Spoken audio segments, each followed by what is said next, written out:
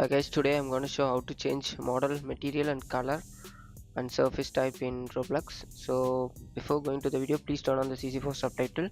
You can either change by using your Roblox game. You need to enter into more and then create. Once you hit create, it automatically enter into your web page, studio web page, and over there you can change, or else you can directly enter into your studio and on your game. Over there you need to select model. On the model you may see the part, color and material. You can choose your object and change your color, material and as well as the part, so as shown on the video.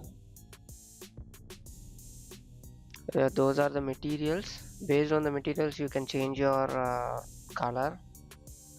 You can change anything like to any color, any material and any color, and as well as the part shape. So that's it guys, thank you for watching. I hope you enjoy the video. Bye.